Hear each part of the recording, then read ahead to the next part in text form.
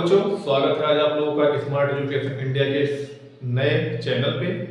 और आज आप लोगों को बताएंगे कि रिएक्शन को बैलेंस कैसे किया जाता है। रिएक्शन बैलेंस जो है ये बच्चों के लिए बहुत ही सरदर्द बना हुआ है कि रिएक्शन को कैसे बैलेंस किया जाए, कैसे ना किया जाए। तो आइए आप लोगों को आज आपके सर की सरदर्द की गोली देते हैं और बताते हैं कि रिएक्शन बैलेंस कैसे किया जाता है। रिएक्शन बैलेंस करने के लिए अगर देखा जाए तो मुख्यतः 4 स्टेप का इस्तेमाल किया जाता है। पहला, मेटल को बैलेंस करना, फिर नॉन मेटल को बैलेंस करना, और फिर ऑक्सीजन, और लास्ट में हाइड्रोजन। हाइड्रोजन के केस में क्या है कि हाइड्रोजन जो होता है ये आपको रिएक्शन में मेटल, नॉन मेटल और फिर ऑक्सीजन बैलेंस करने के बाद ज्यादातर रिएक्शन में बैलेंस मिलेगा। तो आइए देखते हैं कैसे क्या होता है। तो सबसे पहले हमें क्या बैलेंस करना है? मेटल को। सबसे पहले क्या बैलेंस करना है? मेटल को। मेटल का मतलब क्या होता है? धातु। यानी सबसे पहले हमें क्या बैलेंस करना है? धातु। धातु में क्या है? धातु में जैसे copper, aluminium, nickel, zinc, magnesium. और उसके बाद में हमें करना है सेकंड स्टेप में नॉन मेटल को। नॉन मेटल में क्या है? नॉन मेटल का मतलब होता है अधातु। क्या होता है? अधातु। अधातु में क्या है? अधातु में है जैसे क्लोरीन, नाइट्रोजन, सल्फर और कार्बन। और उसके बाद में हम करते हैं थर्ड स्टेप में ऑक्सीजन को। थर्ड स्टेप में किसे करते हैं? ऑक्सीजन को। और फिर किसे करते हैं? हाइड्रोजन को। ठीक, पहले सबसे पहले एक बार फिर से देख लो। Step number first, step number second, और स्टेप नंबर थर्ड, और स्टेप नंबर फोर्थ।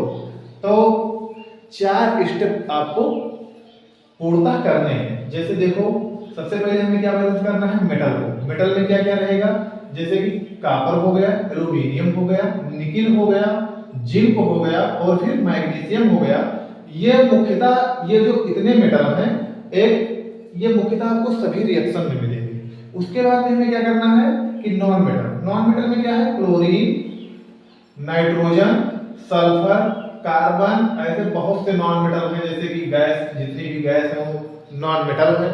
और ऐसे फ्लोरीन हो गया, आयोडीन हो गया, ऐसे ईटीसी बहुत से हैं। उसके बाद में हमें क्या करना है? बैलेंस करना है किसे? ऑक्सीजन को। फिर क्या करना है? हाइड्रोजन को। अब इसे करना कैसे है? तो सबसे पहले हमें मेटल को बैलेंस करना है। मेटल को बैलेंस करके फिर किसे करना है? नॉन मेटल को।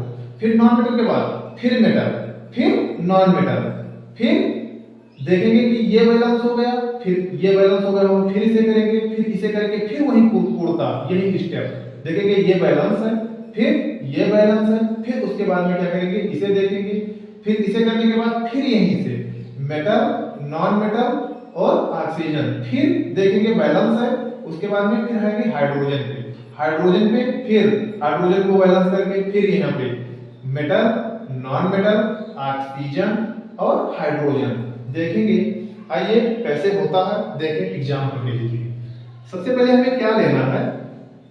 N2 plus H2।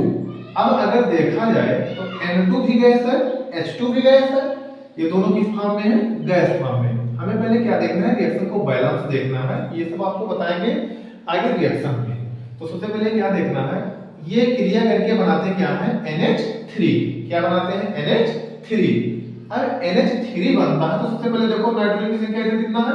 2, इधर कितना है? 1। तो इधर किससे गुणा कर देंगे? 2 से। इधर किससे गुणा कर देंगे? 2 से। अब इधर देखो हाइड्रोजन की संख्या, फिर देखो ये दोनों क्या है? नॉन मेटल दो हैं। तो देखो इधर हाइड्रोजन की संख्या कितनी है? इधर हाइड्रोजन की संख्या है 2, और इधर हाइड्रोजन की संख्या कितनी है? 6। देखो इधर 2, इधर 6। अब अगर बात किया जाए तो इधर 6 बनाने के लिए हमें 2 से किससे गुणा करना पड़ेगा? 3 से। तो सबसे पहले यहाँ पे किससे गुणा कर दो? 3 से। और आपका रिएक्शन क्या हो गया? बैलेंस। तो पहला रिएक्शन ये हो गया।